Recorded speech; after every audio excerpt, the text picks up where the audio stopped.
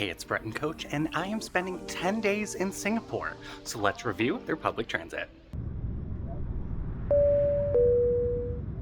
So your first experience on the MRT, Singapore's mass rapid transit, is going to be directly from Changi Airport. Follow the signs to the MRT, and to purchase a transit card, there'll be vending machines before the turnstiles. So if you're worried about what happens if you run out of money on your card, well, the first couple times once you're getting low, it'll actually blink at you when you tap in, saying load up your card. But when it does get to the point where you don't have enough for maximum fare, which is $2.90, because it is based on distance, it will fully deny you, and then you either have to go to a machine and top up, or use something like a credit card to tap on instead. There are ticketing service kiosks at every single station. A majority of them do not accept cash, but usually one of them does. The kiosks are very straightforward. Just set your card on the reader, select cash or card, insert your bills. They do not accept coins, and you should be on your way once you confirm how much cash. But first, please remember to grab your card. That'll be very important for the train. Also, the map may look extremely overwhelming because every single station has a 2-letter code as well as a number code. But don't worry, everything is also color-coded. It's just that the first 2 letters are based on what the line name is, and then the numbers is the station number. Plus, it has a name, so it kind of gives you an easy way to count how many stops until you get off, and to make sure you're on the actual right line, just because there's plenty of transfers between lines. But while looking at the map, it can be pretty misleading in the fact that 2 stations may look close together, but they're really not. Some of them do have connections, but it may be a little bit of a walk. And if 2 stations don't have a connection but look close together on a map, I found that sometimes they're over 2 kilometers apart, so it's just something to watch out for. As for the stations themselves, most of them are pretty straightforward, usually only having one line with both sides of the platform being a different direction, but there are some cases where there are multiple platforms on top of each other. Signage is extremely clear in this case for Singapore throughout the MRT. Just pay attention to which direction you need to go, as well as what escalator you need to be on to make sure you're on the right platform. Be aware that you may be heading in the correct direction, but certain lines actually branch off at the end, so make sure that you're on the right train based on the name. For the train, just be aware there will be a bit of a rush weekdays between 5 and about 6:30, just because that's when everyone's getting off of work and heading home or to whatever activity they're trying to do for the evening. Some stations are technically outside, but they do have giant fans to keep you cool in case you are there in the warmer seasons of Singapore, but a majority of them are underground and very well air conditioned, so it gives you a little bit of a break from the heat. Some of the doors to the train are priority use, as well as elevators being priority use. In some of the stations there is seating, but just be mindful about that too. At each exit and entrance to the train, please be mindful of the floor markings to make sure everyone can get on and off easily. There is also emergency stop buttons to stop the automated trains, but there is a fine if you press it inappropriately. Each side of the platform has a map depicting its route and the stops that it'll make, including any alternate routes like I spoke about earlier, as well as an electric sign depicting how busy each train car is. So here in Singapore, they like to call the trains weightless trains, not meaning that they don't have weight or heaviness to them. It means that even if you miss one just by a minute or 2, there will always be another one scheduled and will actually arrive within about 5 to 6 minutes, just because everything is fully automated and ready to go. So even if you think you need to rush to make a train, you really don't, because there'll be one right behind it. The only issue comes up is if it's the last train of the day, just because it doesn't run 24 hours. Usually all trains are stopped by midnight. But let's board and show you everything on the train too.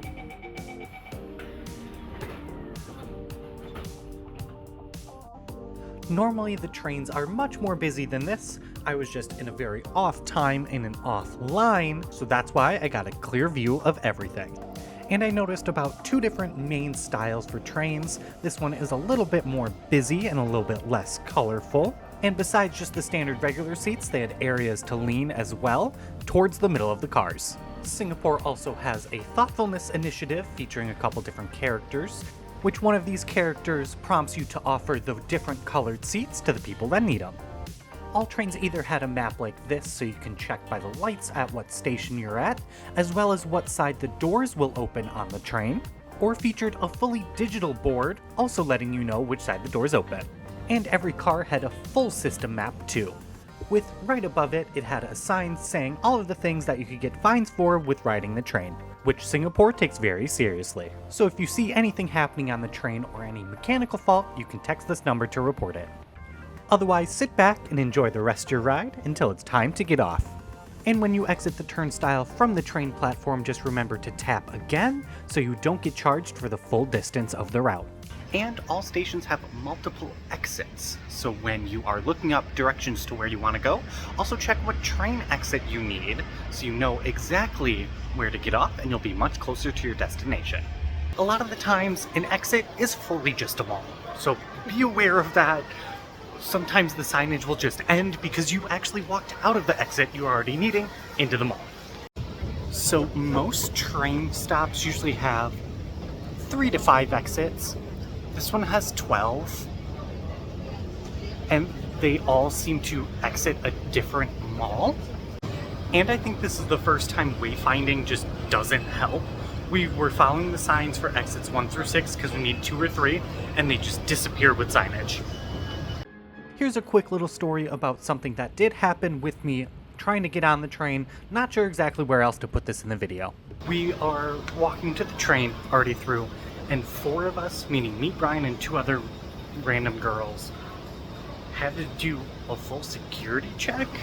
I don't know, they just basically scanned our bags like in an airport, and then we walked through a metal detector.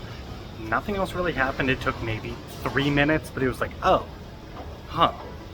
Did not expect this. It's interesting to note how widespread the train system is in Singapore, especially compared to Chicago.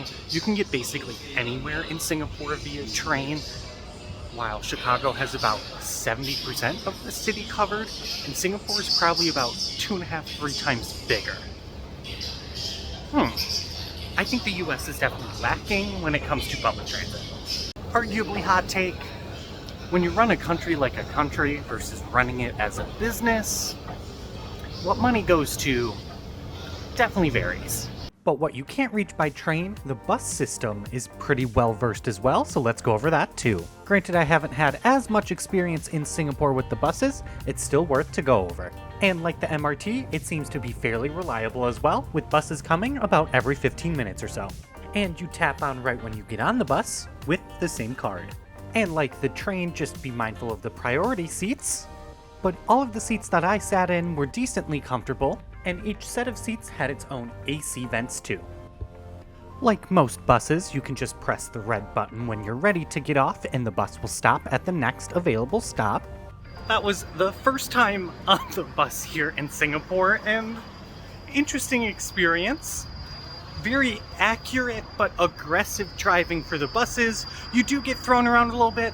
That could be because we ended up on the top level of the double-decker bus, and what a ride.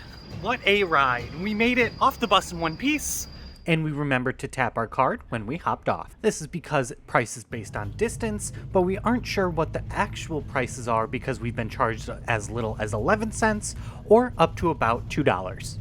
So as I jump on the train one last time here in Singapore, this has been Brett and Coach reviewing the public transit here. Don't forget to like, comment down below what your favorite city or country's public transit has been, as well as hit the subscribe button, and I will see you next time in Coach.